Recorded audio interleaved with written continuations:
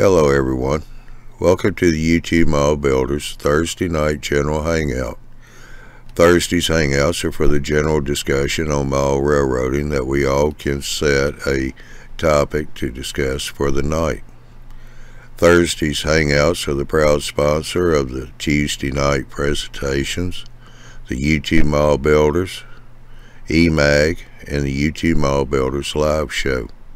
I want to say thanks for everybody joining in tonight's show. And here's your host for the night, Johnny Reb of Southeast Rails.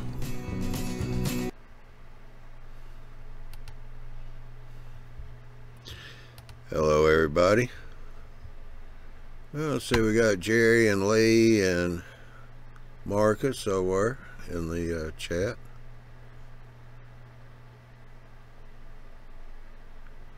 Oh, you drove by Buford today and you didn't call me, huh? Okay. I know how you are. I'll throw a little bit of you back at you. Here come Ari. We got Chris and AJ here on the panel. Want to get in on the panel, links posted, so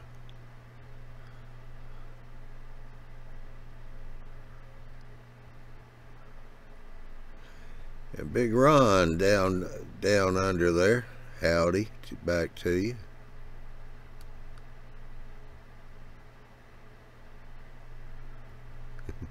Yeah, BR459. Lee was saying he didn't have my number. Oh.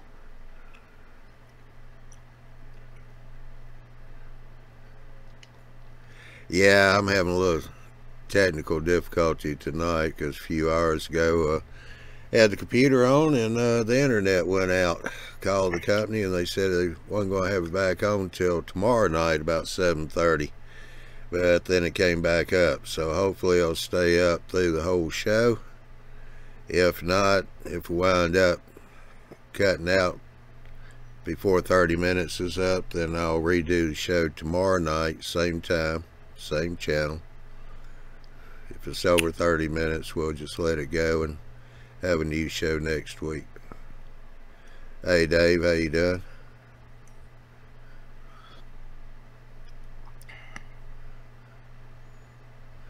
So let's anything new going on over there with you, AJ? Nah, nothing new. Nothing that new. Just a room full of model railroad. Finally. It's 2 decks all the way around. Oh, hang on, let me go over here and get your big picture. Yay! There you go. Okay, so it's 2 decks all the way around on 2 walls, all shaped about 9 by 11 total space. And then a 3rd level, which is just simply display. Sorry about the cat. Ooh, that's bright light there. All right, LGB on that side and Lionel hiding up here. Yep. And all this was done in the last week. Yeah, not bad at all. And boy, am I feeling it. Yeah. Now, that was all one scale or HO and what? It's going to be, well, right now there's HON and O scale and Lionel and G scale all set up out here, but it's going to be HO on the upper deck, N scale on the lower, and O scale will go in my office, which currently looks like a scene out of Hoarders, the before scene. Of course, my kitchen is probably qualifies for FEMA assistance right now. Still cleaning up the sawdust. But one room is done. Now I move on to my office once I recover.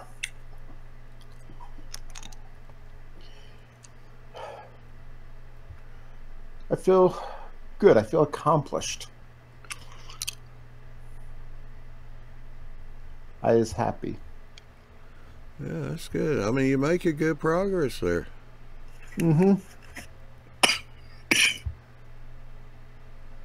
And the lighting is what?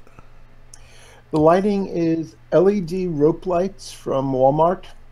Uh-huh. They it's soft white, I think, is the color. Um, it was what was there. It's a 16-foot rope. Each of the legs is about 8 feet long, so I simply ran it, twice around, and that seems to give enough lighting for that deck. Top deck on that side has the track light, so I don't need to put lights up there. And I know the bottom where the camera's right now pointed needs, on the other side, needs lighting, but I'm not sure if I'm going to do the upper deck or just work with the, reposition the track light as needed. But I have 3 kits, so. The only thing I'm not completely happy with are the lift outs by the closet door. I'm not sure about the mechanics if I'm happy with it, because it's awkward to get them in and out, and that's without any scenery on them. I can't imagine what it's going to be like once I have scenery and track. But I'm just going to wait until I actually have a track plan, and then I'll, alter it as needed. Yeah.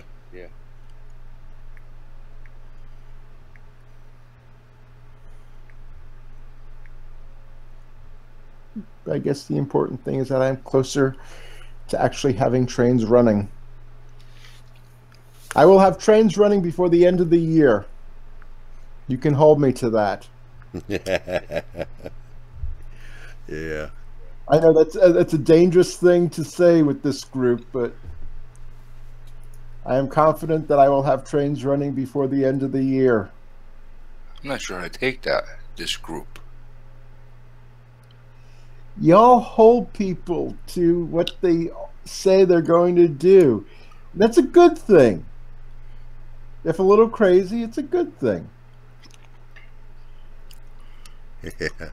Ron's saying, what? Andy on the chat and not on the hangout? Yeah, Andy's on the road. Yeah. He finally got the boss to let him go home.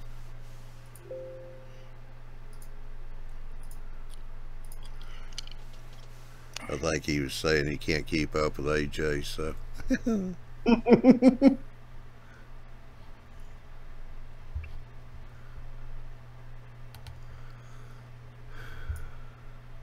Well, one of the good things about this group is that y'all inspire.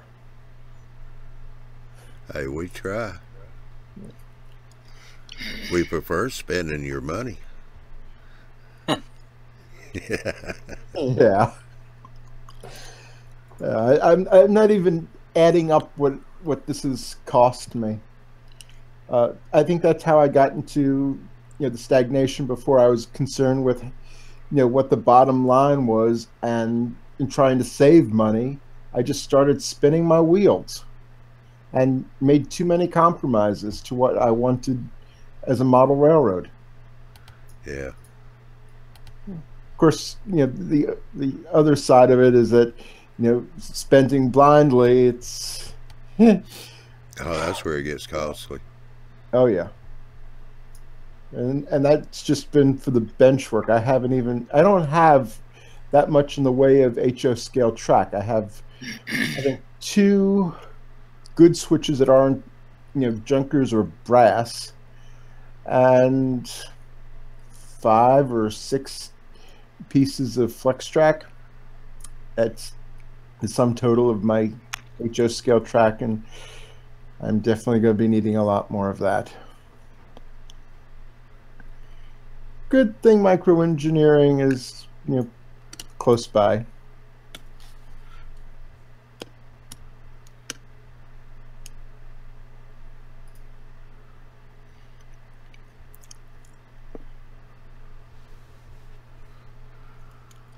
Anybody else want to say something? Yeah, I was just looking here. Dwight put in there for Andy to look at the top of the chat question, but I didn't see anything Andy would need to look at.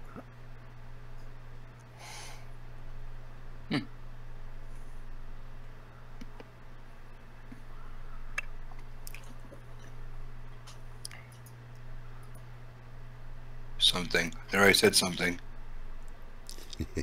Ha ha. Yeah, Marcus agrees with you. He said I had too. I was all over the place as well, and it started to add up. Yeah, John, the special needs fellow that I'm helping out, he does the same thing. He just buys what he thinks looks good to him, and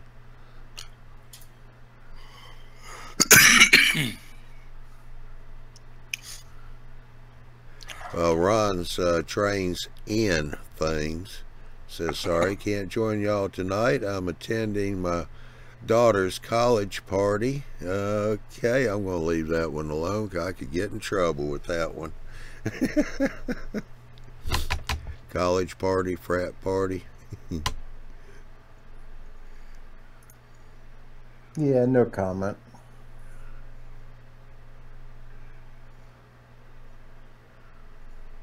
He didn't invite us?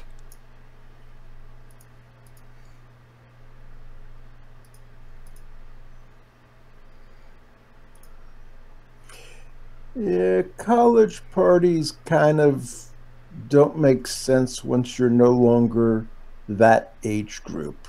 Yeah. Once you're old enough to know better. Yeah. And yes, I'm going to just assume that we are all old enough to know better. Speak for yourself. I was going to say, speak for yourself on that one. I can legitimately claim age for not knowing better.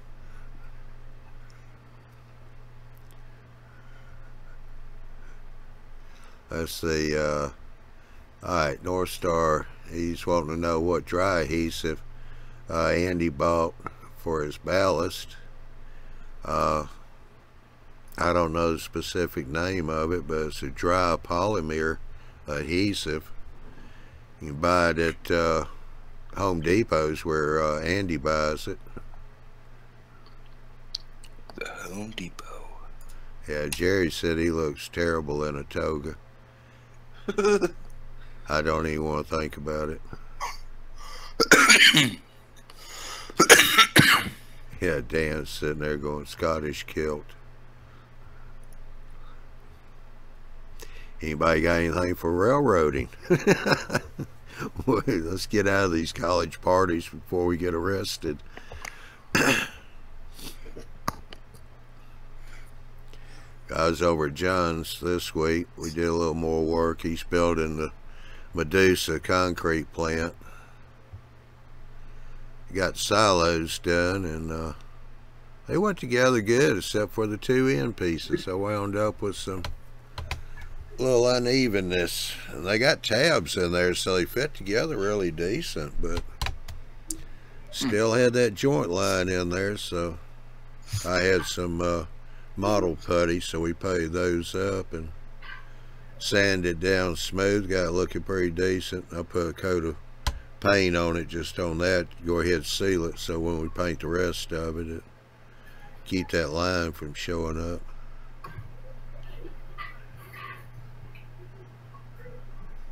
What's up? Good evening. Hey Tim, how you doing? Oh, not too bad. Getting ready to work some more on this foundation for the side building or office section. I mean, I know that building's big to start with, but geez, this close to the camera makes it look huge.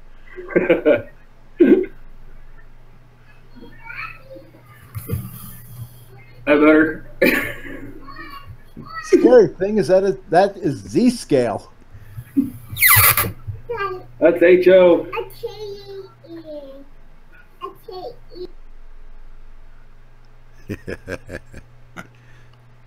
Please stand by. We're experiencing domestic difficulties. She wants to go to the college party too. Yeah. I Yeah, haven't Ari, really- Ari said he downloaded the app for the DCC throttle. Hopefully yeah? he's got that working. It's the best way to run your trains anymore is by your phone. Well, I should say it's going to be the future. Yeah, he says it's compatible with JMRI. Yeah, actually, if you run the DCC++ system, you can actually run it the app right through the DCC++. You don't even need JMRI. Yeah. Well, I think he's probably wanting JMRI so he can do some speed matching and all that. Oh yeah, sure. Yeah, JMRI is a good tool to have. And plus, the best part is it's free. Yeah. For now. For now. Yeah, Dwight's saying he prefers actual throttle. Yeah. I don't know. I guess I could go either way. I mean, my system's got throttle, so, you know, I'll stick with that. Yeah. I mean, I will be using JMRI if I eventually get to it. But that'll be mostly for setting up decoders and stuff like that. Yeah, and you can use JMRI with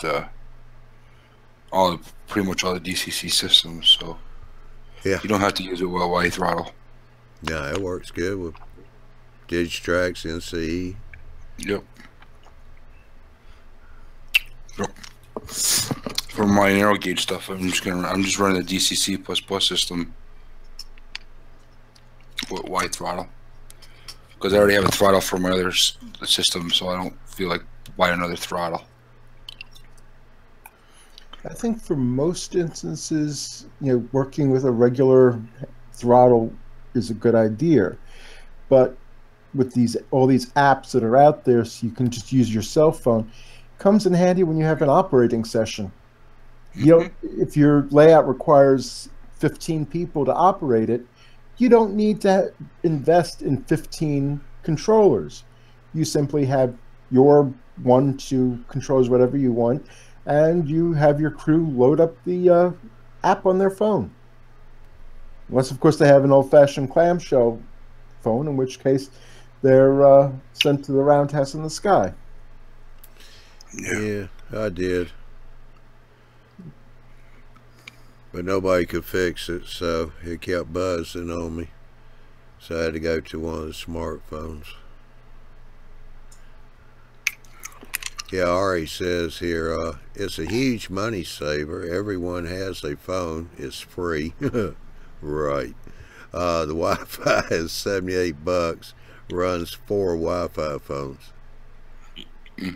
And yes, Jerry, they're talking about the flip phone.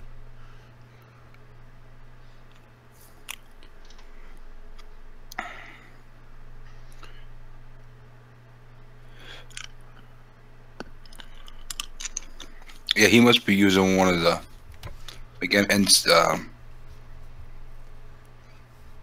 MRC system or. Yeah, Marcus said, hey, thanks for the ribbon rail suggestion. Getting my track aligned. I bought a couple of those. They look like they work great. Yeah, they do. They work really good. I mean, like I said, I use the fast tracks. They call those quick sticks. I got the 22, 24, and 26 radius. They come 2 to a pack, so I bought 3 packs. So I've got 6 sections. So I do, what's that, right at a half a circle. Guys using them this week over at John's.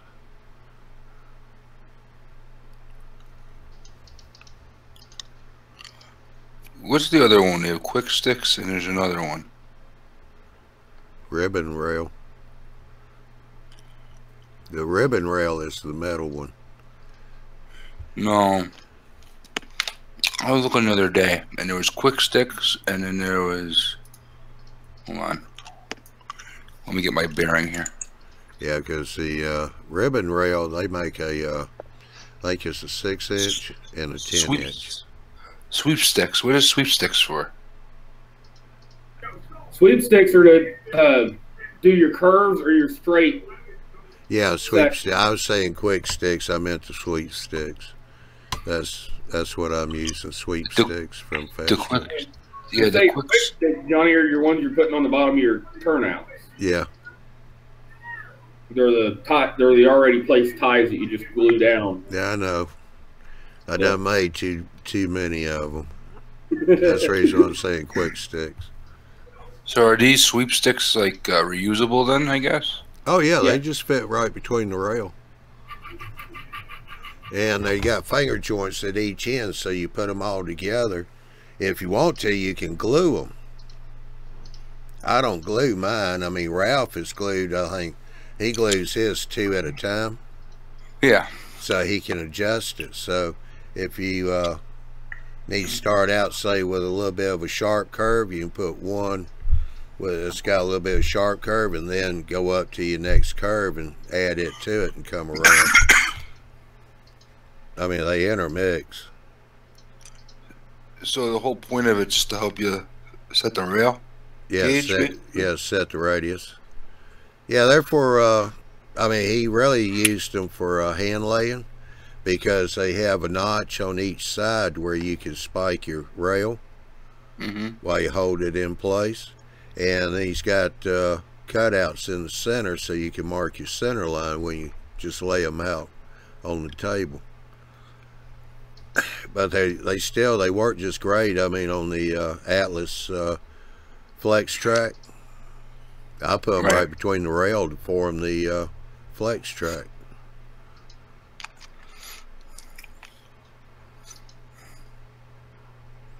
And they hold that Flex Track in place. Yeah, how it wants to spring back straight. I just stick them in there and they'll hold it right there to shape. I can go down through there and stick a nail in it to hold it in place and then pull it right out. Huh.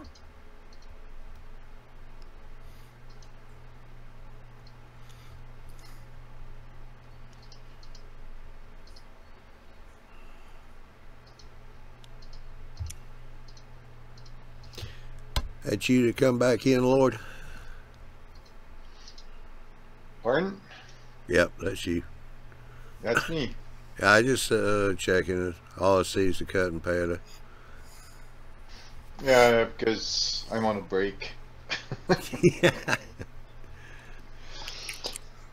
No, I'm on a break from my desk or my work bench. I've been soldering the inside of turnouts, wiring the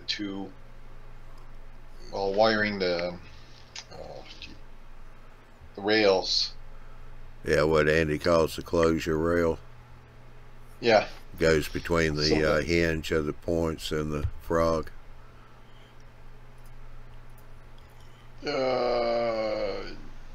Yeah, I think that's what you mean. Yeah, that's the closure rail. Because basically I painted all my tracks and I didn't we call it I didn't cover the connecting points. Yeah, the switch points. So that's why I decided to wire in. Yep. I mean, I'll have better contact that way. Yes, you will. It'll give you better continuity.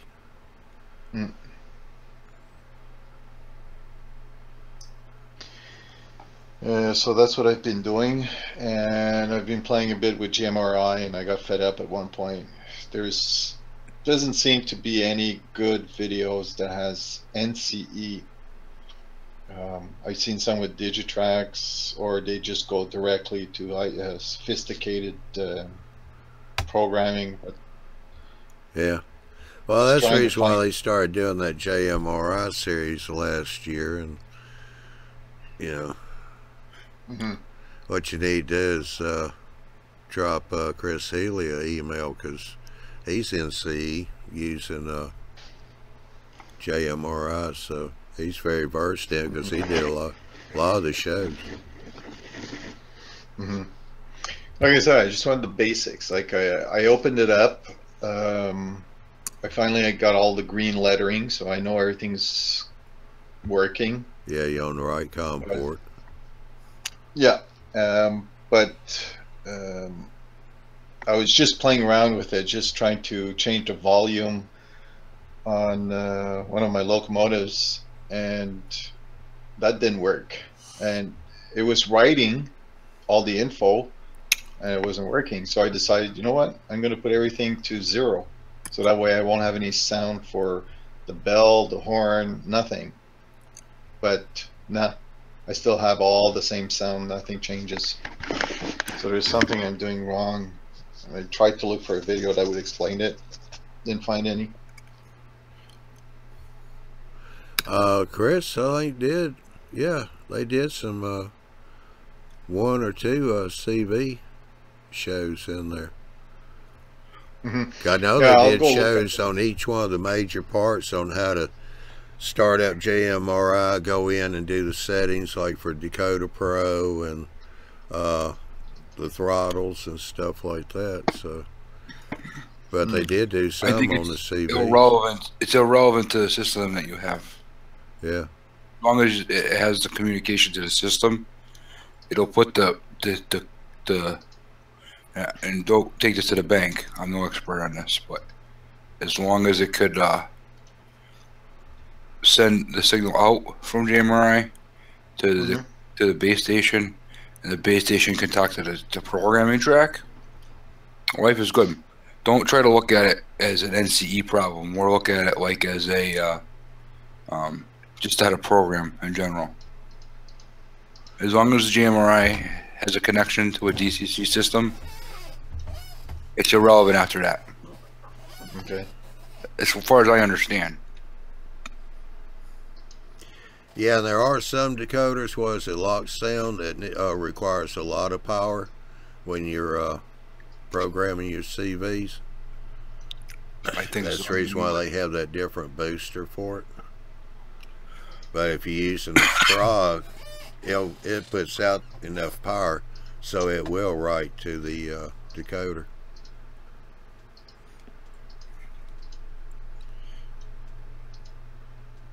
Well, I know I have a lot of power because only one track is plugged.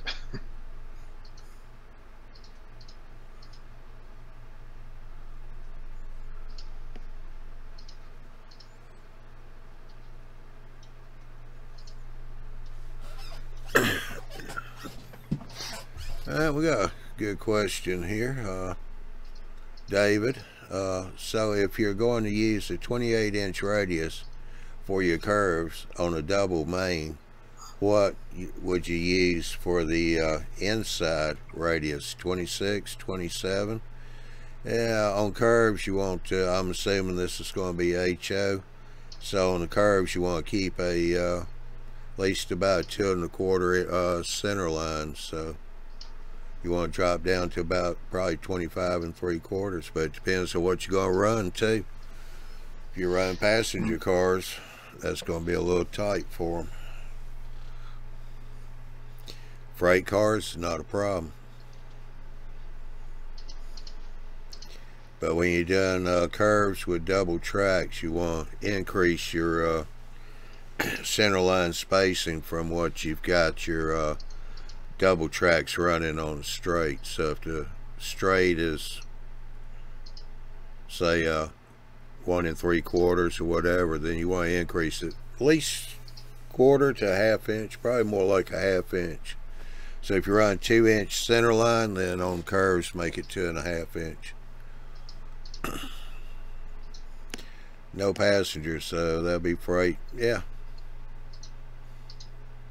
I do at least 2 1/4, 2 1/2, just to make sure the cars don't get too close to each other.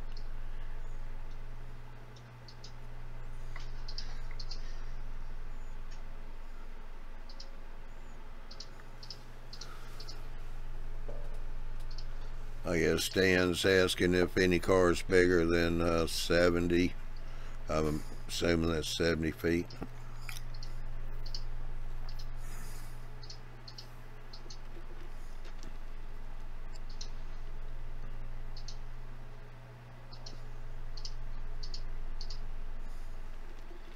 Yes, Marcus, when you're programming, it does require what's called a programming track. Usually people make that a separate track, or they'll use a dead end track in the yard that they put a toggle switch on so they can turn the power on and off to it. And some decoders do require the same amount of power that's on the main line for programming. I believe you need a double throw, double pull. Yeah, double throw, double pull, preferably center off. Yep.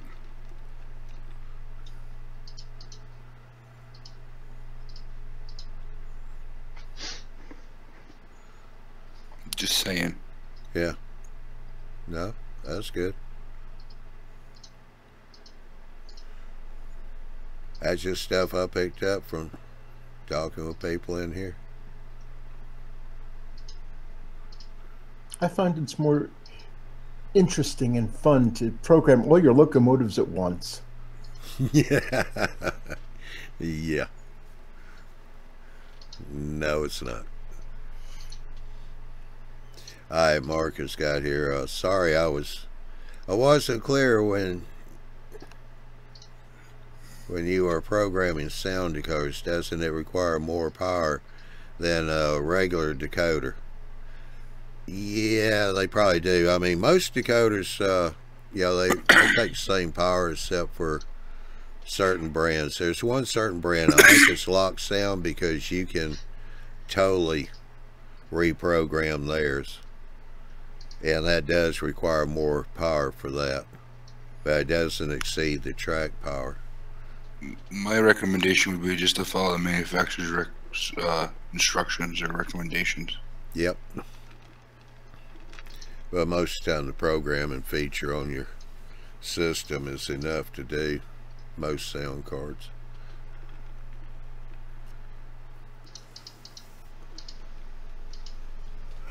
I mean, see, on mine, I plan on using the same decoders throughout, so, which is going to be lock sound, but for guys that are running a mix and match, they might want to look into that and see how much amperage you need to provide the programming track. Yeah.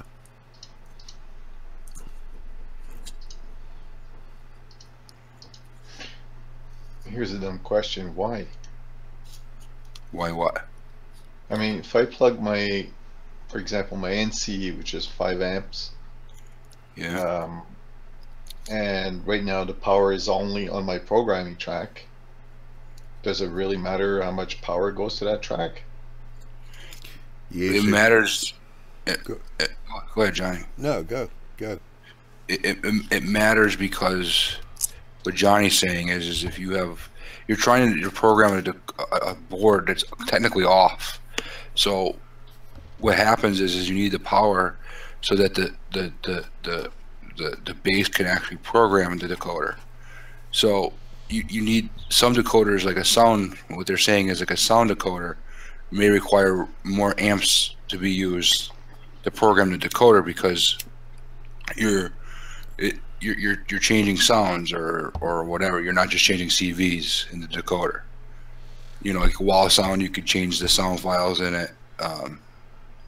Lock sound. Not just the CVs. No. But if one control can run or manage, I don't know, let's say 10 locomotives, I would assume that it was enough power to change the sound or something.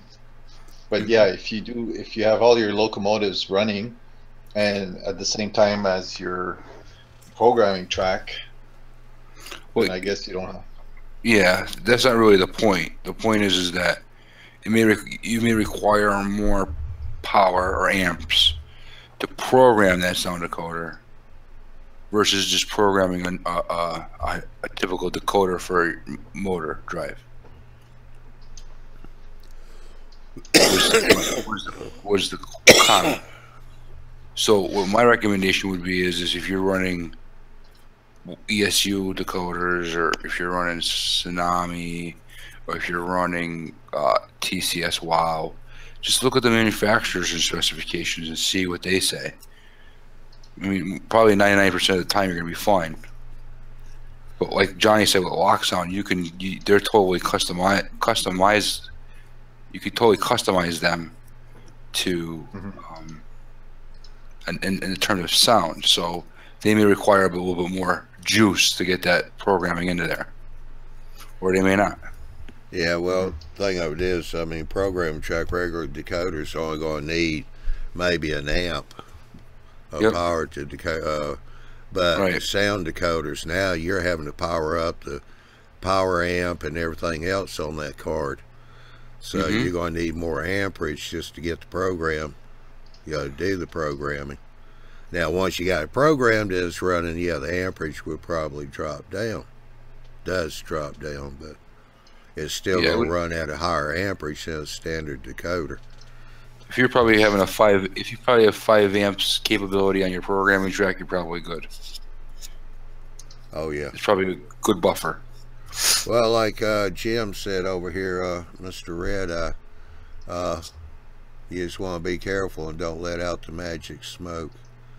I'm pretty positive if you go over 5 amps, you're going to see some smoke that you don't want to see. Right.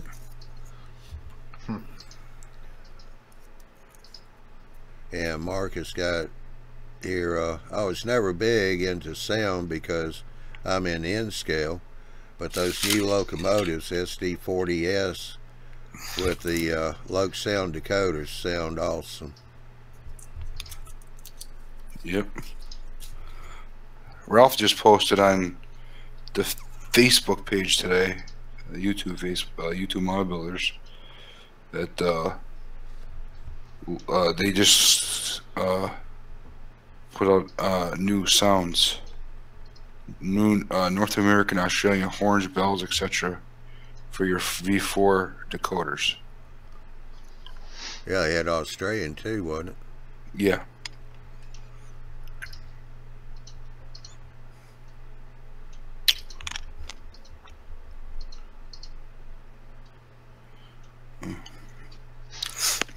Yeah, Dwight Northstar says, if my programming track is too weak, I program on the main. You better take all the locos off except for the one you're programming.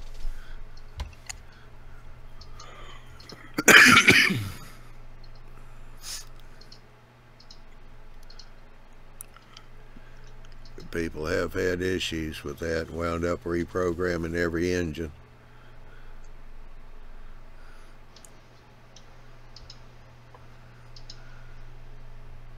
Dude did that one night. He didn't notice that he didn't have his system set for programming. It was still on the main.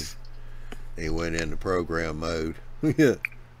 Programmed something like 25 engines to one. Oh my God. Yeah, he had to go back and reprogram them all.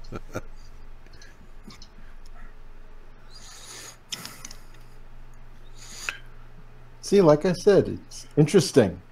Yeah.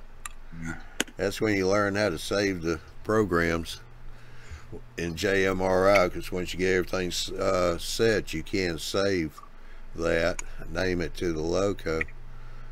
So if you ever do something like that, then you just throw that one back on the track, call up that saved program and reload it.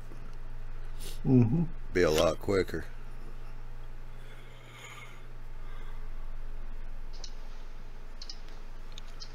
I don't even know how many CVs are on either just a motor decoder or a sound decoder. It's a lot of them.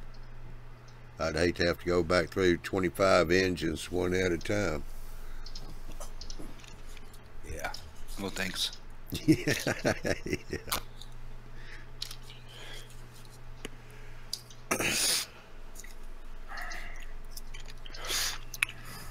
Yeah, I think If you save them, you're better off. I'm gonna put my programming track in my shop, then that way I don't have to worry about it. Just bring the local over to programming track, program it, and then just take it over to where it needs to go. Yeah, I think Lloyd's got his running out over his workbench, so you can flip a switch, turn it off, and then set it for program. Yep. Yeah.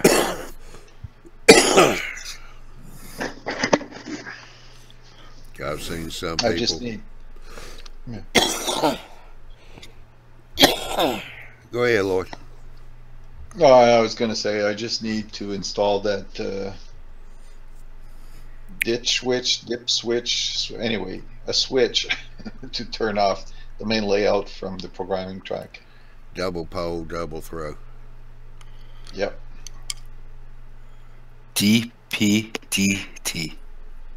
What about on, off, on switch? Or on, off switch?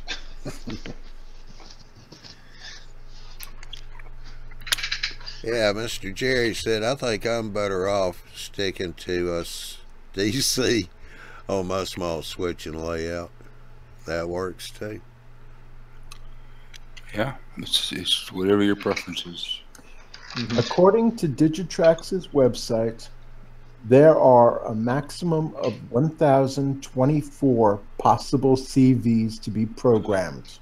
Wow. Yeah. I presume most people don't program all 1,024 to a customized setting, but still, imagine having to program 1,000 CVs for 25 locomotives. Yeah. You wouldn't have to, because a lot of them are pre-programmed that really you don't change. Mm-hmm. But if you accidentally have it set to main and you do programming, it will reprogram all of them.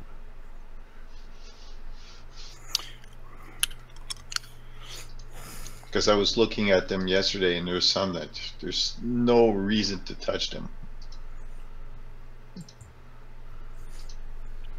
Of course, there are some decoders where the CVs just don't, do anything. So from what I've heard, there's some of those CVs that aren't even set up in the decoder. That they don't even, like you said, they don't even access it. Yeah.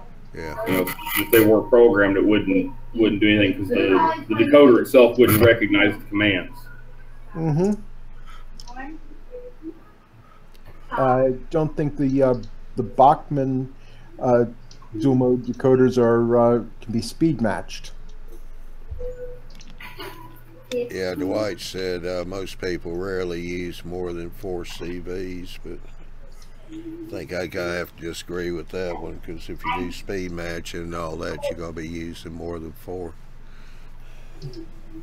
I think just basic, 4 CVs, I think takes care of it.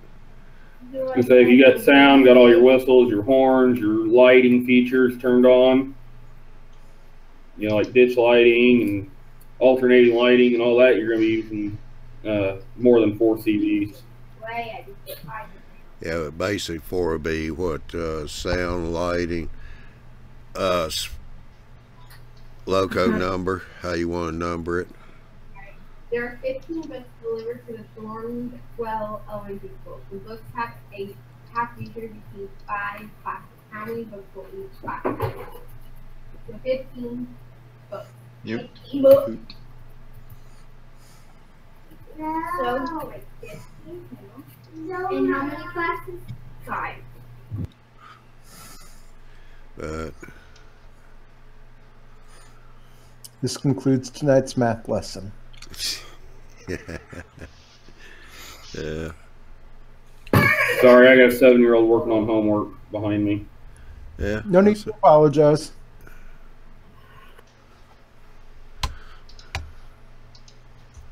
Oh, I'm sorry, he's 9. Yeah. You better get it right. I need to work on my math.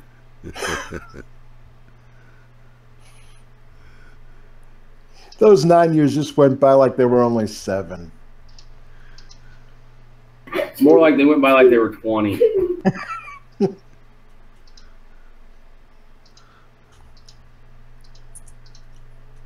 I mean, look, before he was born, I still had a full head of hair. Wait till he starts dating and learns how to drive.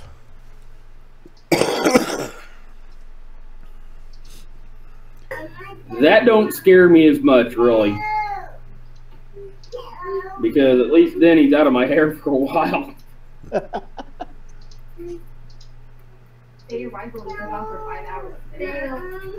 So AJ, on that layout you're building, is that just more of a switching layout? The upper deck is going to be just switching. What? The lower deck, it's wide enough that I can actually have a turn back, a complete circle of track on the lower level. So maybe a continuous run for interchange to a local switcher or something. Oh, okay.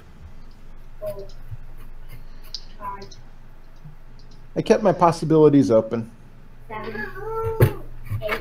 Including, I still have the possibility of, a major violation of my lease by punching a hole through the wall into the closet. Yeah. Well, Andy solved that for you last show. Yes, he did, and I have already purchased the box. Now I get the nerve up to punch the hole. I may have accidentally poked a hole in the closet side of the wall to see what the framing is there. But nothing I'll admit to on camera. Yeah. Especially recorded, right? Especially a recorded one. Thank God I'm not on a recorded show. Yeah, right.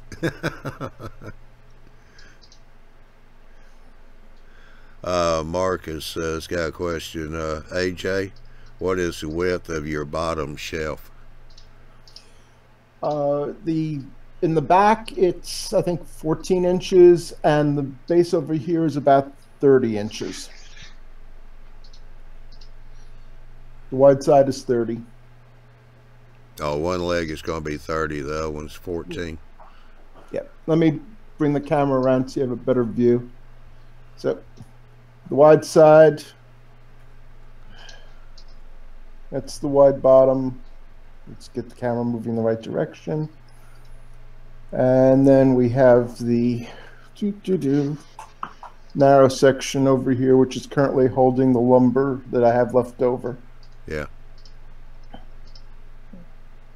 I have the O-scale track. I'm on a short tether with my headset. And you can kind of see just how much the O-scale fills up the upper deck there. Yeah. Yep. And the reason the O-scale is there is because, hang on a second, turn on the light.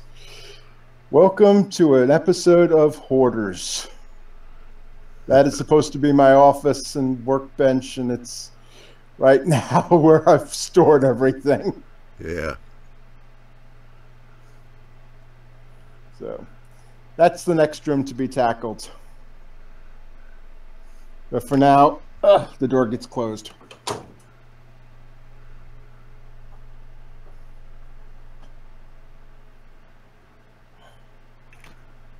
Ow. All right, Marcus is asking, what is a decent radius for end scale?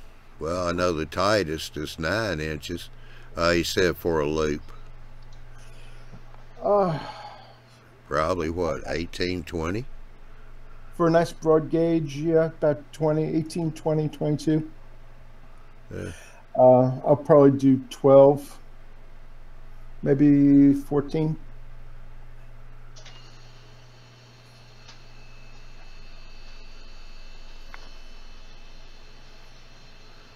Ideas are still, floating around in my head.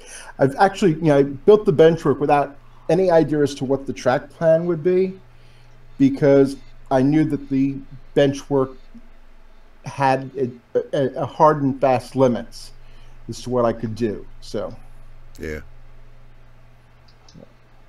had to be a certain height, so I could had to be certain positioning because I had have an air return underneath the narrow section. The long section. So, hang on for the camera to fly. Sorry. The long section has its limits because right here is the entrance to the apartment. So it can't stick out too far, and you know I need to be able to get in and out of the apartment without climbing through a window. Yeah, yeah, the landlord definitely be saying something about that. Let's see. Jerry put up here, wished second railroad was configured differently, would prefer around the room, not a 5x8 in the middle. North Star, that's Dwight, he's talking about on the end scale, make it as big as you can. Dan was saying 20 inches. Jerry said, I have room for 348 millimeter curves, 315 inner loop, Cato track. That's 31.5 centimeters, Yeah, which is about 24 inches, I think. Sounds good to me. Dan, he does in scale too. Some steam locomotives can go lower than 13, i.e. the Bachman first run light mountain. I think DeBob's man cave, he would probably tell you try and stay around about 18, 20 preferably. Yeah, if you run steams or big locos. Yeah, he does in scale too.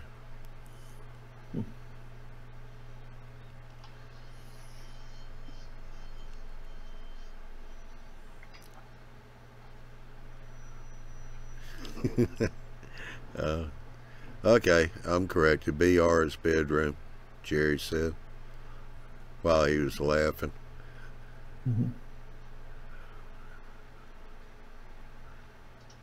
Marcus said, yeah, he didn't have that. He only has a 20-inch shelf layout. He said it's worth a shot, LOL.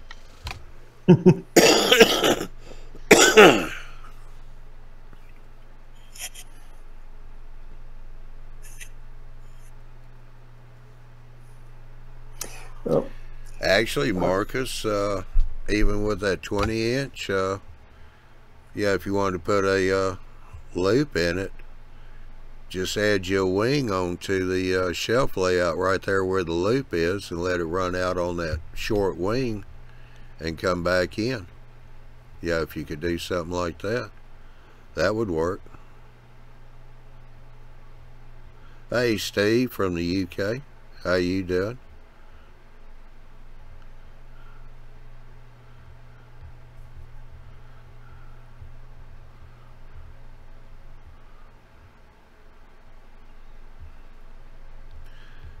Glad to see we're getting a little more international. We got Australia, UK, Canada.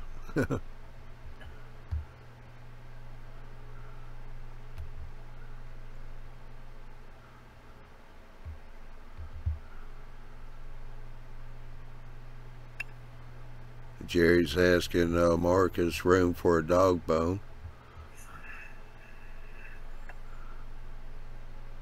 Or saying No. room for a dog bone, yeah. No room for a dog bone. There is room for a milk bone.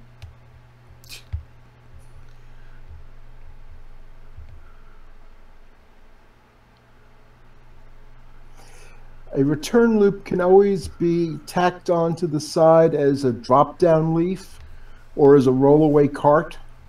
Yeah. It doesn't have to be a permanent fixture to the layout. How you doing, Prof? He says, spread the love. Mall railroading is international. Yes, sir, you're right about that.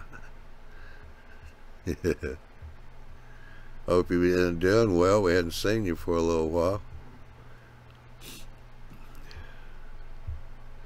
Work is probably keeping you pretty busy, huh?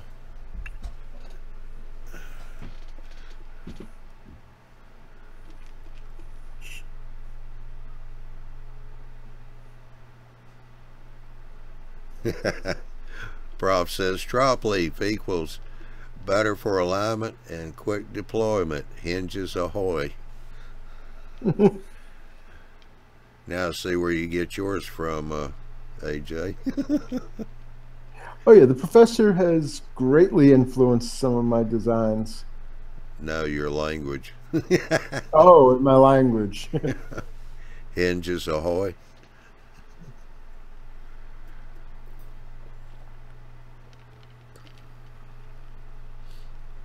Yeah, he said he has lots going on. He's just trying to stay connected. Yeah, I've had that problem here in the south with these hurricanes coming through.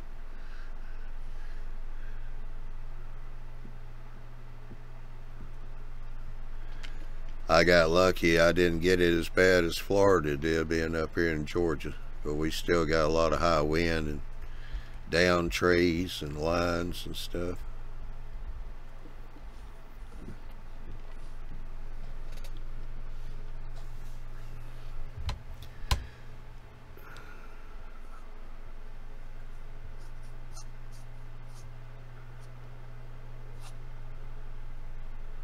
Yeah, Marcus said he's he's already used up as much space as he can in the bedroom.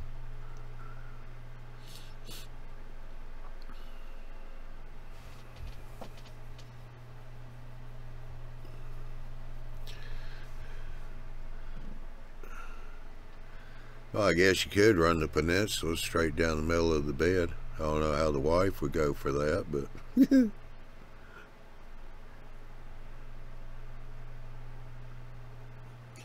What he needs to do is put in a helix and run a section of the layout underneath the bed. yeah. Or build a platform for the bed and that elevates the bed above the layout height, and then he can have the entire bedroom for the layout. Yeah, then he has to get up during the night real quick and he'll be tripping over everything.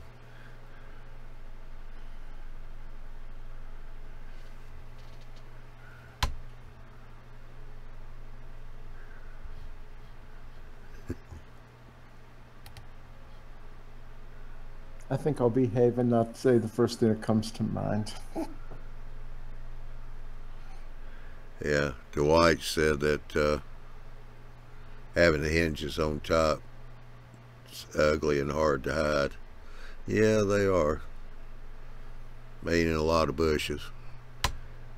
How you doing, Mr. Ralph?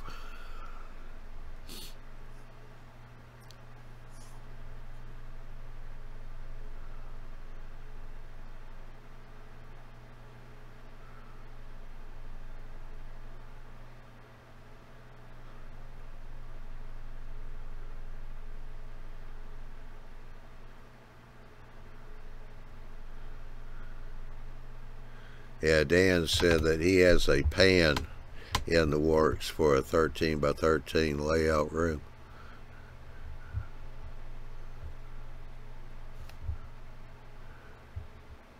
Alright, Ralph, if you're talking, we still can't hear you. I can see your icon.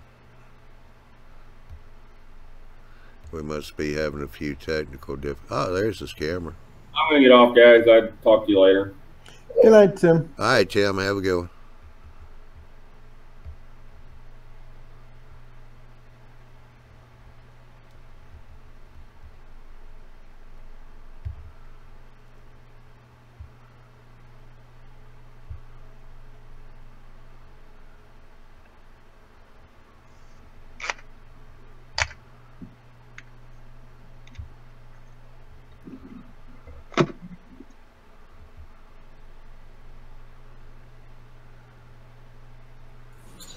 Can you hear us yet, Ralph?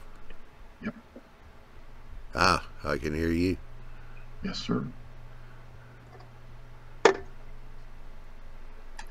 And here, got another fellow just popped in on us here. How you doing? Good. Seems like I recognize the face. Can you give me a first name, please? I'm getting at that age where I need little prompts. Andy, That's right. The big bridge. the big bridge builder, yeah. That coming along good? Oh, those little arches are still just dogging me. That's a pain in the, you know what. Yeah.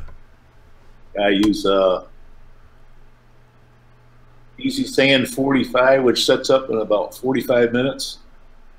And I got like a 1-inch putty knife. I take 1 scoop of what I can get on that and mix it up, and I throw half of it away. I need about 1 scoop because any less than that, boy, it gets soupy. Yeah. Yeah, that's been my curse on that bridge. Yeah, but it sure does look good. It's getting there. I finally got the name on it. You know that. Finally put the Lackawanna Railroad on there with the broken K. Oh, okay. Yeah, that's finally on there. Well, that's good. Raised letters.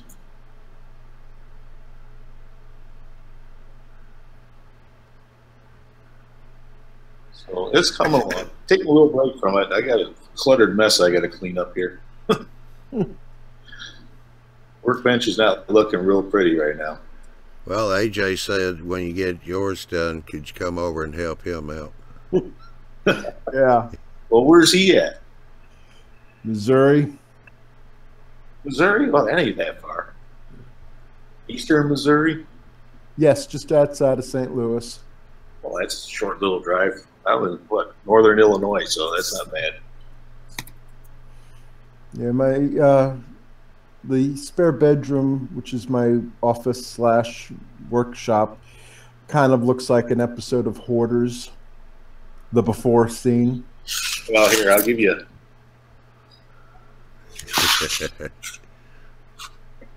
Mine's still worse. At least you can get into yours. Yeah, that's sort of.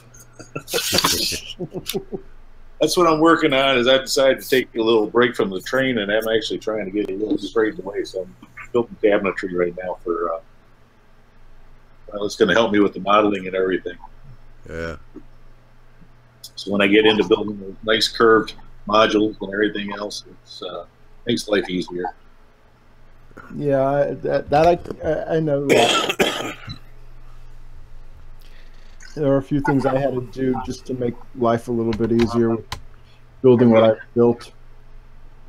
I've had a few people suggest, "Hey, you need a nice snaky curve." So I'm thinking something maybe a 60-inch radius. Mm. Yeah, what is kid who's been busy with his schedule and hasn't been on much recently, and I still keep up with him on Facebook, but he's a member of the North Carolina Sipping and Switching Society, and they have a sister chapter, the Ohio County Sipping and Switching Society. Worth Googling, or YouTube actually would be better. And they use like a standard of 120 inches or something on their modules. It takes 3 or 4 modules to make their curves up, but they're, you know, with a modular club setup, I mean, anywhere you could set up a 30-foot or a 25-foot bridge, you know, is, you know, what kind of crazy person would build a 25-foot bridge? But anyway, all of us, you know, I know us modelers do some out there things, but it's all wonderful stuff. But they use some excessive curves that look spectacular. I don't know what their standards are for the Sipping and Switching Society. I looked that up because it's really high. I mean, it's way up there. Yeah, you just missed the prof. I just walked in the door, and Yeah. but actually I had already joined with my lights, with all my electronic controlled lights were all coming on, so I just walked in late night. Yeah. Now, prof was in here for a few minutes. He had to go. I got it. Yeah, he just had checked out. He's still commenting, John. No. Now his last one was he's got to go take the, he's remodeling his house. He had to take the rubbish off.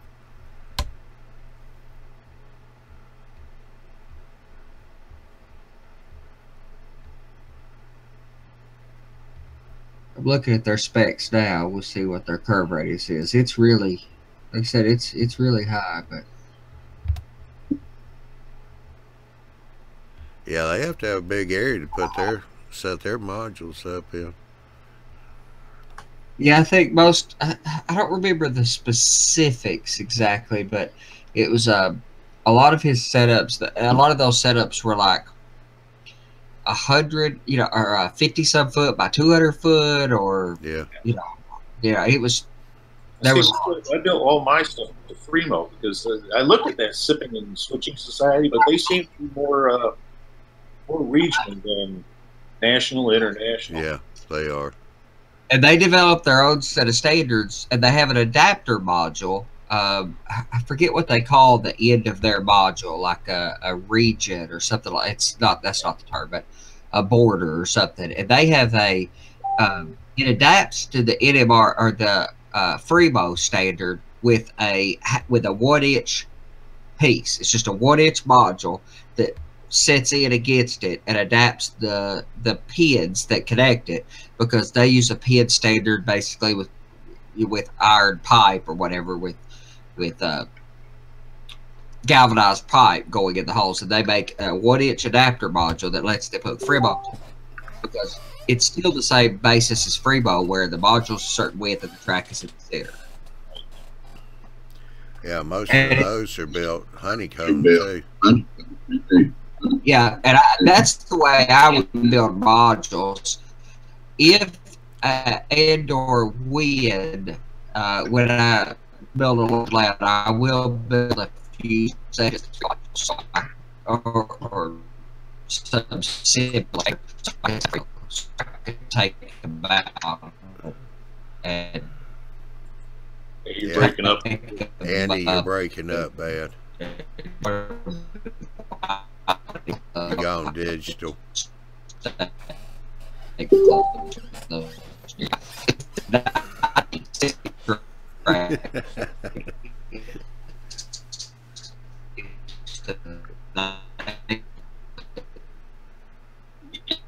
According to North Carolina's website, it's an 8-foot radius. 8-foot radius for sipping and switching? Yep.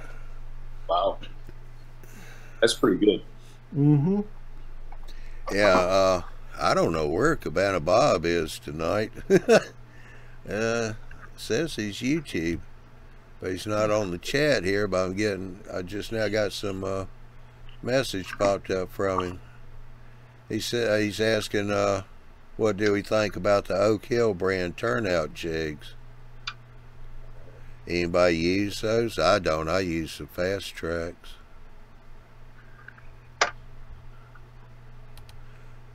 I'm not gonna comment because my comments will be negative. So yeah. I mean, I've never used Oak Hill, so I'm not sure. I know he uses a pre-made frog. I'm not too crazy about that. I use the Fast Tracks myself.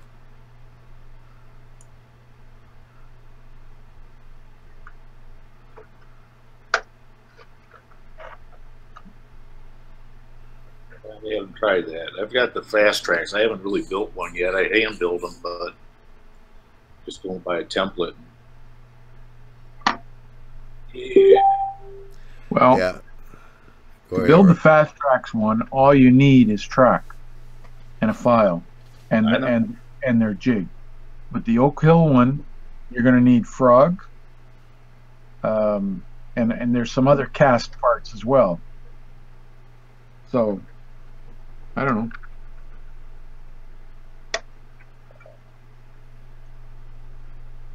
I'm not keen on the Oak Hill one. Like Johnny, I have the Fast Tracks.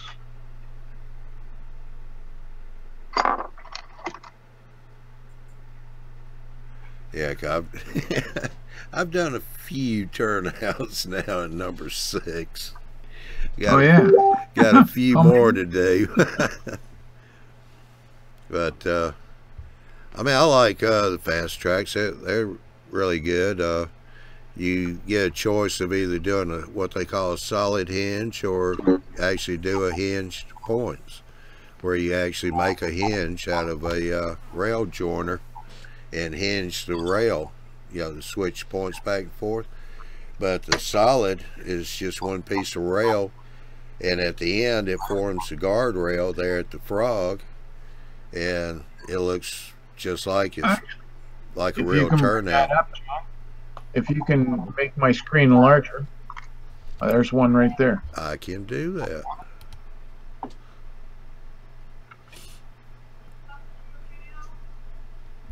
That's with the solid rail to the frog. So there's no hinges, nothing. It's all done with track and copper ties. But you have to do hinges on some turnouts, like a slip switch. Hinges are a requirement. Yes. Yes. But you can even do it on this one, and this is why they put this copper tie in, this one right here, so that you can hinge it at this point. Yeah. Oh, Andy, Dwight can't go to sleep tonight until you show him the package of your dry adhesive that you use in your ballast. I don't know. Yeah, I don't have the pack. I've got a container full of it in a Rubbermaid container, because you can't let moisture get to it. Like, it's really sensitive to humidity. Because I bought the top of it's just the and all I have left in my container is the bottom of the bag, because the whole top of the bag, it's like a bag of concrete that you leave like sitting somewhere. Yeah. The whole bag will turn into a big rock. Do you have the name of it? Yeah, I'll find that for you here. Just 1 second. And just remember, Andy, his getting some sleep is hinging on you finding it. Yeah. What, Ralph? What was he giving me a hard time about? I'm not giving you a hard time. I'm just putting pressure on. I like pressure. Him getting some sleep is dependent on you finding the name. Oh, I'll find you the name in just a second. I know what it is. Dry polymer adhesive, but I'll find you the specific what I got from Home Depot. You didn't even look. Look, so she'll leave you alone, Andy.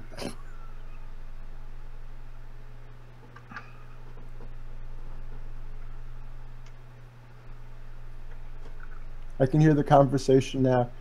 You work all evening, you come home, and right away you're on the computer.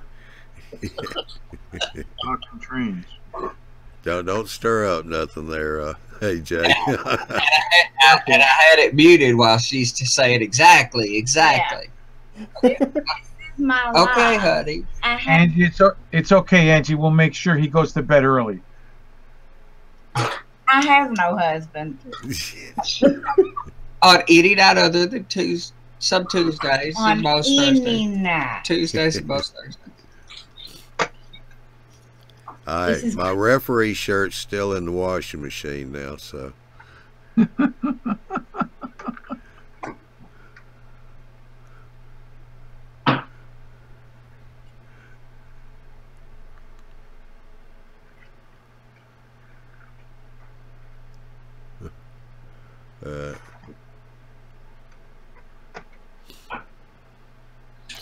Yeah, I want to try to figure out what Cabana Bob is, where he's at, because I don't see him in the chat, but he's coming up. I get a pop-up. I must have missed the first one when he was asking about Oak Hill. He's coming up down here at the bottom of my screen. It shows him over at YouTube.com. Where you at, Bob?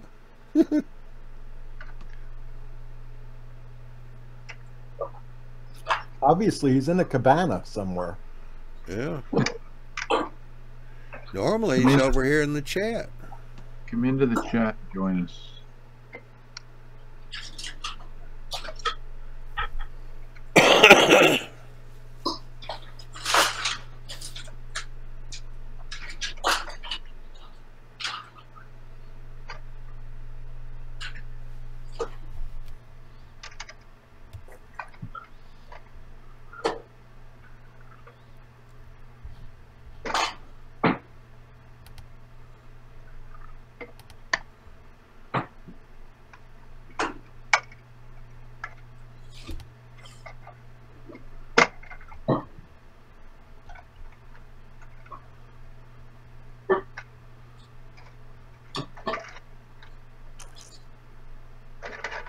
You got any questions or wonderments tonight, Steve, over in the UK?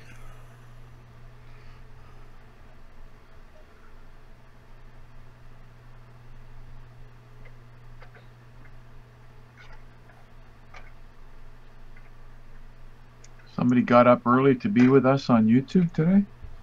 Yeah. Or they're going to bed really, really late. Yeah, well, they're 6 hours ahead of us.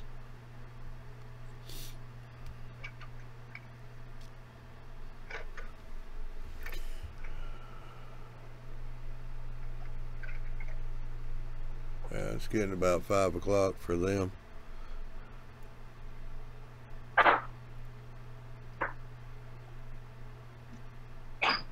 Hey, he said, just listening. Yeah, he got up for work.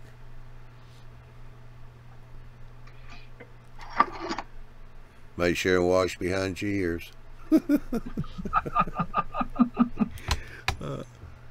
Yes, Mom. He says 4:18. Wow.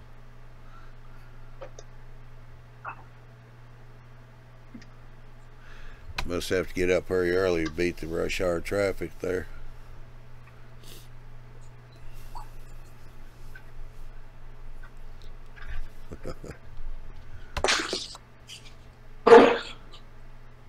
Yeah, I was going to show you. You talk about joining modules together.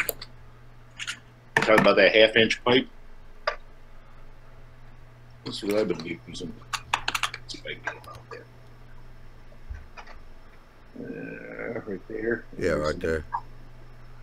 Is that what you got, Tony? You got those same ones? I think so. They look pretty similar. Brass pins. Did you get those out of UK? I got these. These were from. I don't even know if they've got a website. I've had these for so long. What's that? Master brass dowels. Brass dowels. Does it say where they're at? Cleveland, Ohio.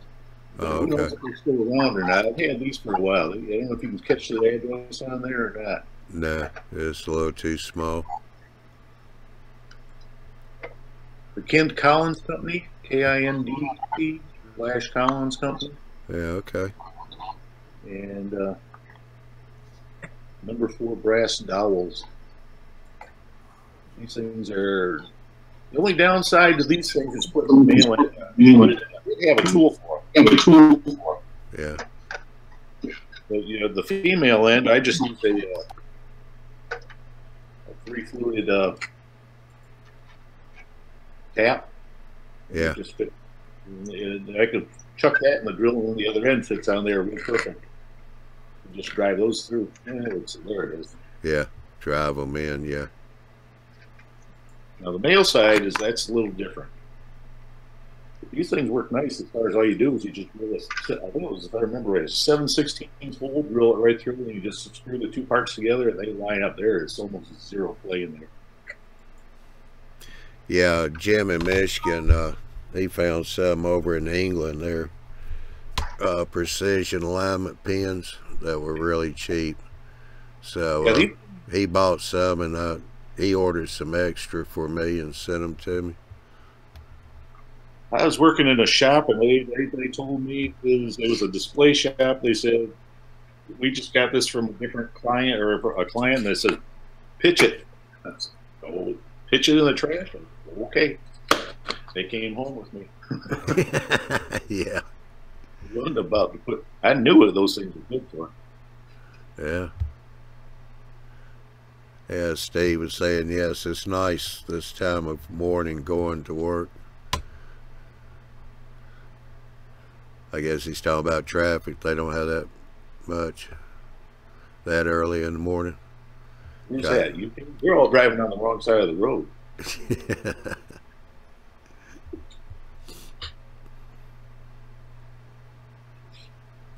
Yeah, my son, when he worked down in Atlanta, geez, he had to get up 4 o'clock in the morning too.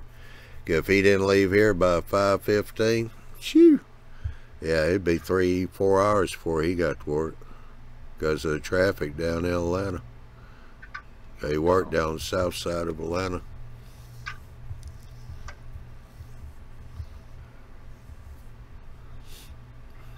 Yeah, that's what Steve was saying, traffic.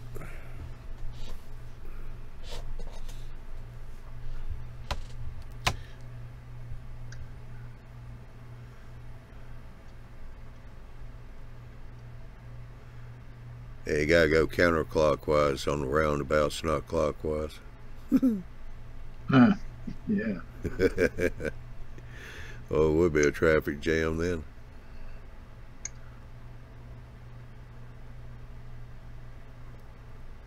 Here, people, they ask directions, and you gotta tell them to go through a roundabout. You tell them to take the second left turn on the roundabout.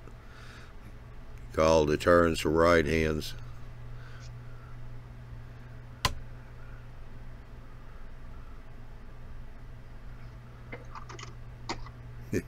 Yeah, Steve's saying 35 minutes to get to work. Over an hour just to get back home. Wow. I don't miss those days. Yeah, you and me both. Yeah, really. Maybe that's the reason why they got so many pubs around. People just stop there waiting on traffic to die down.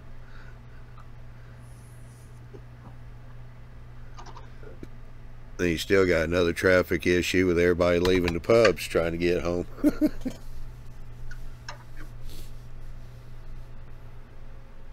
An hour to get home sounds like a walk in the park. When I work late at theater, it could take up to 3 hours to get home because the subways would go to shuttle service at that hour. Yeah.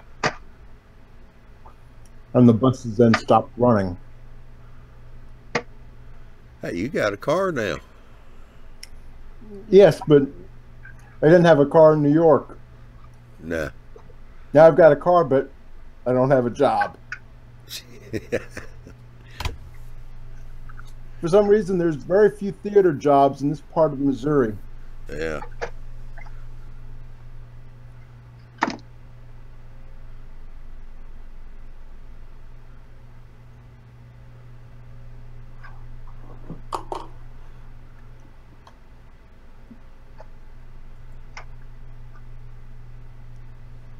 Andy down there in the corner, he looks awful serious. He's trying to find that. All right, I'm back. See Andy down there. He got smoke pouring off the top of his head.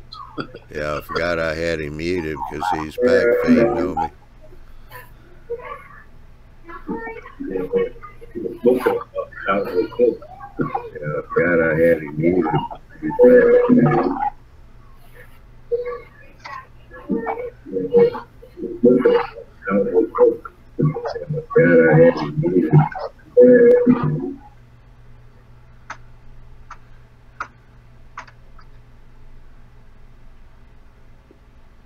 Yeah, I think Jim was giving me feedback that time.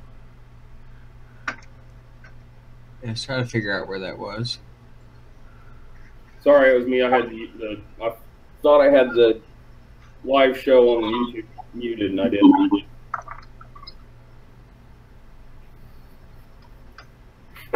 You can't find that adhesive? I did. I'm trying to find it somewhere you could buy it. So here's the product. Let me share this with you. This is, so here is this is the chemical. This is it. Alpha dry adhesive. It's the dry mixed polymer adhesive. It has some Portland cement in it, but it's white. Dry comes in a bag. You know, whatever low cement to polymer ratio. It has a little bit of Portland cement in it, but so does grout. Like I said before, you know, grout, standard grout is sand and Portland cement and a coloring agent, a dry powdered coloring agent, and a latex polymer adhesive that gives it a slightly rubbery, you know, latex composite. But Portland cement makes a lot of that. That's where you get your rigidity from. So you don't really need to add. I got a bag of Portland cement and played with using it for a few things, and like Joe Fugate, you know, model railroad hobbyist fame, he uses a method of underlayment. He uses zip texturing for his over scenery, which we used to use years ago. I've used. It's not a bad way to do things. I'm not against it. I prefer Lou Sassy's ground goop method, but zip texturing worked for a long time. Still to this day would work. But he uses an underlayment that is made of mostly plaster, but has a little bit of Portland cement in it. It's like a quarter Portland cement in his mixture, which makes it gray and gives you a good undercoat. Portland cement is a very, very hard cement surface, concrete surface, which it's concrete. So if you think plaster's heavy, concrete's another animal. It's not concrete, it's cement. It's cement, yeah. I was saying it correctly to begin with, but cement. But more people have an idea of what concrete is. It's cement yeah, concrete has sand and aggregate in it. Yep. Yes, gravel, absolutely.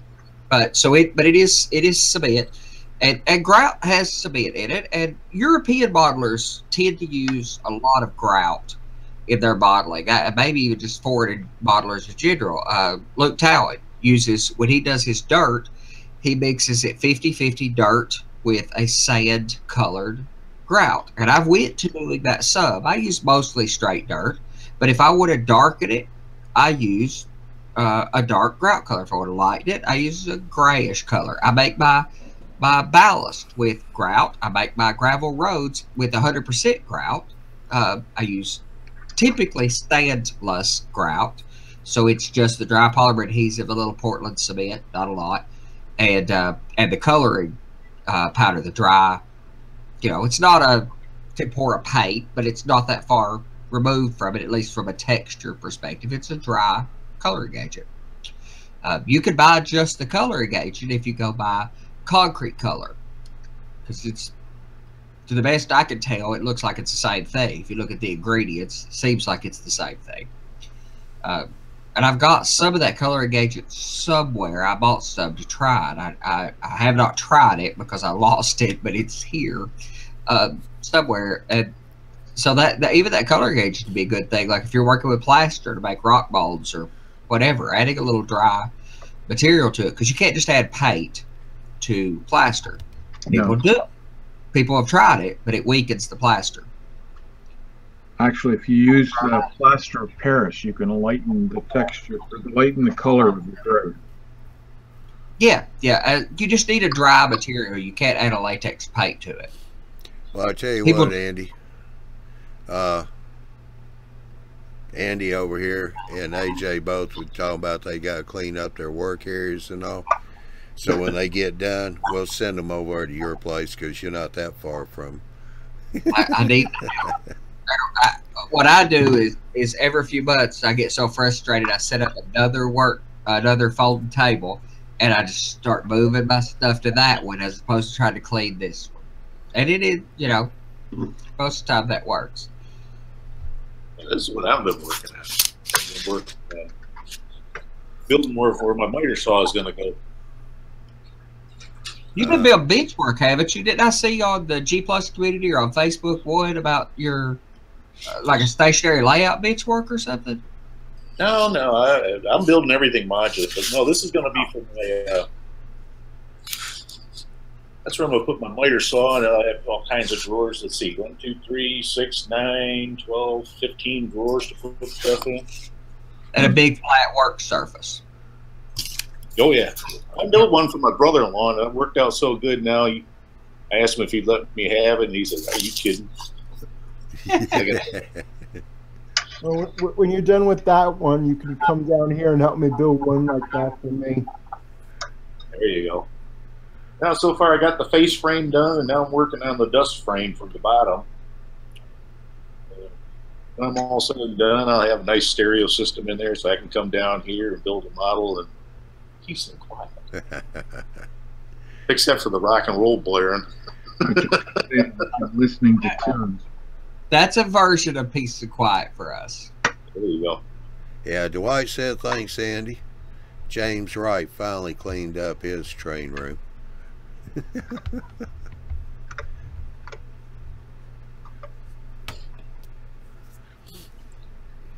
Yeah, it's getting so bad. I said I have a hard time working on my bridge over here because I got so many things, and that miter saw is taking up way too much room. Oh, and yeah, my son's complaining about my miter saw. It's sitting out on the front porch with a tarp over it. That's a good place for it, John. Well, it's not the only place for it because this house here is too small. Yeah, mine was set up on the kitchen table. Hey, I put anything out on my front porch and walk off like my lawnmower did. I don't need no stinking laser. I love it. When I bought my, I got a Hitachi compound miter saw. When I bought it, I bought the stand that Hitachi sells that has, it's just a straight up stand, but it has these legs that extend out front. There's a couple rollers on it. It's not a big contraption, but it compacts down, and it's got two wheels on it, so you can lay it down on the wheels and leave the miter saw on it, which is perfect for my not set up permanently. Setup. What I would give to have a decent workshop or a garage that I could leave set up at a workshop capacity. Oh, and Dwight, by the way, Home Depot is who ordered that stuff for me. Lowe's could not get it. I don't know why. I don't think Menards hadn't opened, or I didn't try them. Lowe's was there. I thought, well, I'll run across the street to Home Depot since they're right across the street. I don't normally shop much at Home Depot, but right across the street just to see if coincidentally they have it. He says, no, but I've ordered it before. We could get it. We've got a arrangement with BASF. We could get it. So Home Depot ordered it for me. Just one bag of it. I didn't have to order any prerequisite. It was 20-ish bucks or less. I would have remembered it if it had been much higher. That's just a polymer to add to the grouting? Yeah, it's an adhesive. It's a latex adhesive. So it's like if you just mix water with it, you get a rubber glue-ish like. Yeah. It used to be, they had something like that. It was a latex adhesive way back when. It used to do like some concrete repairs where you get spalled out or something. Yep, that's what you could use. Concrete to adhere to concrete, but you add that latex additive to it, it'll stick. Yep, and it's for adding to grout, especially if you're putting grout. If you're grouting exterior tile, they want you to use it, or they recommend using it because grout's not rated weather resistant. And I've heard of people. The guy that was telling me at Home Depot that he had ordered it before said that he had recommended, he was a tileman or whatever before, and he said, I always tell people to use it if you're putting tile in a shower itself where it's going to have direct water exposure. Add more of the latex adhesive, and the grout will hold up to the water pressure and such. But it sure makes, see, with ballast, I'm using decomposed granite, which I don't think what they call it, but you set tile, like if you're going to set brick in a patio, patio or whatever they call it. Mortar mix. What? Mortar mix. Yeah, they have they call it something else. I'll think of what it is in a second. But it's leveling something. But leveling sand. Yeah, but it's got rocks about the size of a number 5 gravel or something, all the way down to dust. Something in the compound, yeah. Yeah, and it's just a mix, and a 40-pound sack of it costs $6-7 or whatever. And I've barely used a little bit out of the top of it, and I've ballasted 100 feet track or something. Yeah, and Jerry said grout. Well, I use grout with it, but just I get the texture from that leveling sand. I sift it out or whatever to get various sizes and get a particular size I like, and then I make, and it's a little darker gray than I would like for my Norfolk and Western line. Now, when I do the clinch field, I'm going to try to keep that darker gray because they did, but the NW stuff has a fairly white ballast, best I can tell from the old pictures I have in the 50s. So I mix straight white unsanded grout with it, and that the particulates of the grout stick to those small granules of decomposed granite. But because I'm diminishing the grout so much, I don't have a lot of adhesive. So when I add that dry polymer adhesive back to it, all I have to do is soak it with 50/50 water alcohol, and it sets up hard as cement because it's got cement in it. So yeah, I got messed with Dwight here a little bit. He's put a comment here. We're talking about tools. He said MRE tools, more power. I guess the more water you add to it, being an MRE.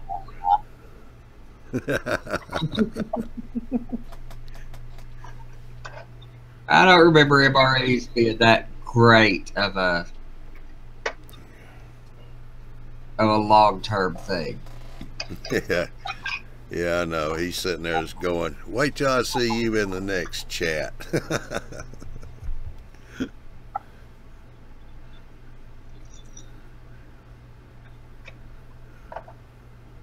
you go. Kawana Railroad. Did you just print that off and your labels? Just print them off a computer or something, or is that? Since I'm a Mac, I just went into the Page program and I just started looking at the different fonts, and I think this one ended up being Blair something or other. And I looked at that, compared it against what was on the bridge itself. I said, "Damn, that looks awful close." I've got there's a website that's incredibly handy for me because I'm often having to edit websites that have fonts embedded in pictures, and I can't tell what they are. And there's a website out there, and you can probably find it just by searching for the right thing, but I've got it bookmarked somewhere, that you can upload a picture, and it will pull the font out of it and tell you what fonts are close to it. It'll give you a list of fonts, how close they are to a picture, which is handy for us railroaders to upload a picture of a building. And what I do is open the picture up and chop out just the text and upload that text, and it'll tell me what font. Now, see, I'm not quite old school. I'm intermediate school. I'm a little bit new technology, a little bit old technology. Well, you're a Macintosh guy like I am, so, you know, it's all right. Marcus said Google has a website like that. He didn't say what the website is, but... And this is something third party entirely. I don't remember what it was. I'll go look it up. I got it bookmarked. I know it's on my work system. I've got it, but it's incredibly handy for editing pre-existing websites. But I also thought of it. You know, somebody set me up with it some months ago, and I was trying to solve this problem on a hospital website I was working on, and I immediately thought of the modeling applications for that. Font Squirrel. Some of the things with modeling. Yeah. Oh, I run into that all the time. I'm going through something with work, and my immediate reaction is, how that ties back to modeling. I can't stop the work long enough to think about it, but I run into that plenty of times. Yeah, but that's all I did is I double fed, used some, I think it was Super 77. Laminated it down, and after I cut the letters out, all I did was you just rub them right off, and then I can go ahead and paint them. Yeah. But yeah, that's where I was using my. Where the heck is it in this mess? It's in here somewhere.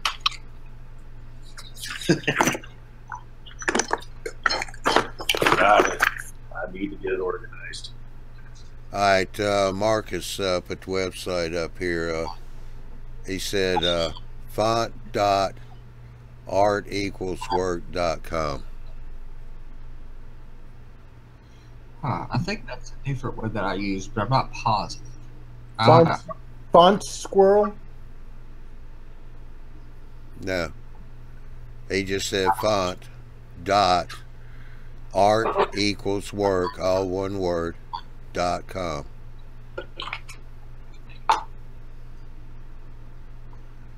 Well, let's try that.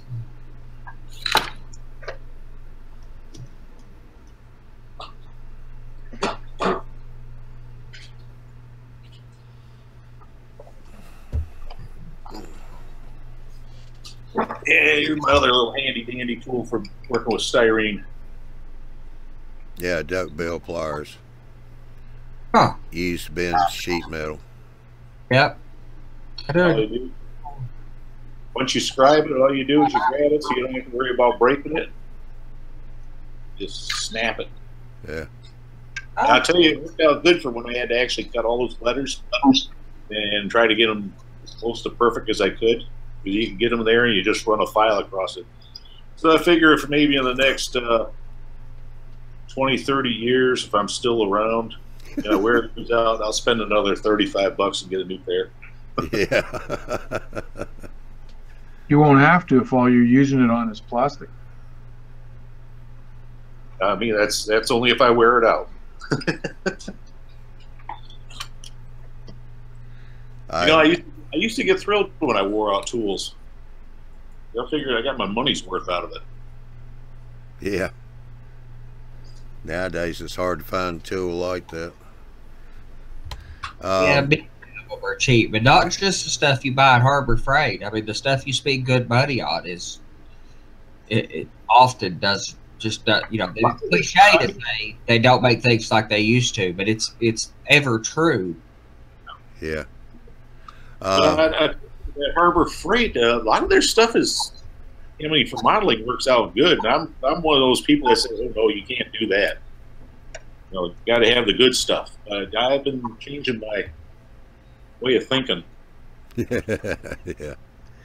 I mean, I have a drill press over here that's from Harbor Freight. It's one of the benchtop ones, and it works fine. I mean, if you really stop and think about it, all it is a motor turning a chuck. Yeah, I've got the same thing. Marcus put up here, Google Chrome has an extension called What Font? Yes. That you can load, and it will tell you the font of your text. If it's in text already, which is really handy. It was the pulling it out of a picture that I found to be so valuable, because with this font and this website, he's got this font.art=work.com. It does look like it does the same thing, but it's not the same one I've used. But you're uploading an image. Now this one looks like you tell it to point at a website, and it'll pull the font out of that. Now, most of the time, you can just open the website up in your inspector at the bottom. You know, in the developer console in Firefox or Chrome, you could open up that inspector and get that information. But an image, that's impossible. Yeah. Yeah, that's you got to score it at once. Nice clean snap. I got to get me. I've had those years ago. I've had a pair of those back when I was working as a carpenter, and I'm going to do my backdrops with sheet metal. So that'd be a valuable tool to have. Period. I can get these things. I can snap these down to maybe 1/16 of an inch using that. Oh, yeah, well, we'll see you later, Cabana Bob. Have a good night. It's real thick styrene, like 60,000 styrene the other day, and I just saw it. Because I was cutting it in fairly narrow strips, and I just saw it. Actually, you might even be able to score and snap it with that. Yeah, I think so. I'm gonna get me a pair of those, and especially do the sheet metal work. And I'm gonna do my fascia out of styrene, so it'll be well worth the $35. I think you can get them less than that, depending on how wide they are. I think I looked at them on the Lowe's or Home Depot. They got them both places, I believe. Yeah, Harbor Freight's got them too. Pretty sure. And I don't need them to hold up that log or do that much heavy work, but I mean, I like investing in tools. Normally, I don't feel too bad about spending money on tools. I just about always get my money's worth out of a tool. Yeah, that's. I was surprised when I started. I looked at it. The first time I did, I was trying to snap styrene about 1/16 of an inch wide or something like that. They were giving me fits, and I then finally went and looked around. I said, "Got enough tools? I should have something." I pulled these out, and I said, "No, there's the ticket right there." Been great ever since. Yeah, Marcus said whitefonts.com. He thinks is the one. Yeah, I see that one too. I just looked at that one too. I've been searching for this too. None of these are the same one I have bookmarked, but that's all right. Any of them, if you find any of these that does images, there's also findmyfont.com that looks like that one does images too, but that's not the one that I use for work normally. But with this one, you can upload an image and it'll dig the font. I mean, there's not a font in the image. It has to analyze it. Yeah. But actually, I think when I pulled that blare out of the pages, I think that worked out pretty good for making my letters. I looked at it and I said, that's awful close to what it is. Yeah, it has that gothic look to it. I mean, that's not necessarily that hard. All right, we're kind of getting to the end here, but we're kind of getting to the end here, but these guys have gotten off on the English thing about English teachers and all, and I can't pass this one up. Ron's trains in things. He was saying, yeah, when he was dating his wife, he'd write her letters because she was an English teacher, and she'd send them back to him corrected in red.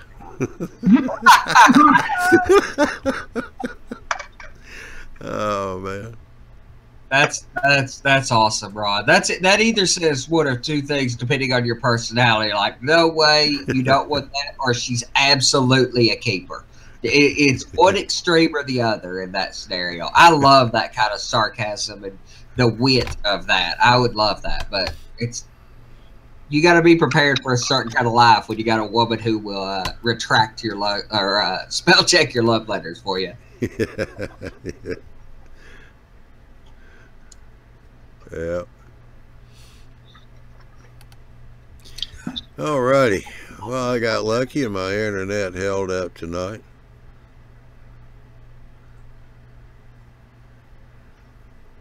And I think we kind of reached the end here. Everybody's getting off on English teachers now, and also I think this would be a good stopping point.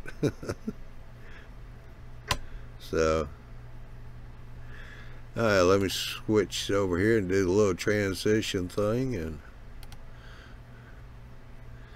alrighty, appreciate everybody coming in on the chat. Appreciate everybody here on the channel tonight. Andy and Tim and Ralph and AJ. Chris was in here earlier. But want to say go to YouTubeMallBuilders.com. There you can find the schedules for both the Tuesday and Wednesday night shows. Those Tuesday and Wednesday night shows are at 8 o'clock Central, 9 o'clock Eastern time. The Thursday and the once a month Saturday show is at 9 o'clock Central, 10 o'clock Eastern time. So be sure and check the schedules in your time zone so you don't miss the shows. But hey, if you do miss the shows, not a problem. We do record these shows and they're put into a playlist on the YouTube Mall Builders YouTube channel. So you can go back and watch the show if you happen to be working a second, third shift. Didn't get to see it live, you can go back and watch the recorded version. And also while you're there, be sure and click on the e-magazine and check sign up for a notification. The e-mag just came out yesterday. It's about passenger trains. Looks like a good read again. JD and his team do a good job on that. Alrighty, we got a show coming up next week. September the 26th, that's Tuesday. That's going to be the Track Planner Presents. Build the Track Planner. So be sure and check in for that. That'll be at 8 o'clock Central, 9 o'clock Eastern time. Bill's got always has a good show about track planning, how to use your track work, how to set it up for operations. So be sure and check in on that one. Have your questions ready for him. Alrighty, so we shall see you next Tuesday night for the Track Planner Presents. So y'all have a good evening and a good weekend, and we'll see you later. Night, John.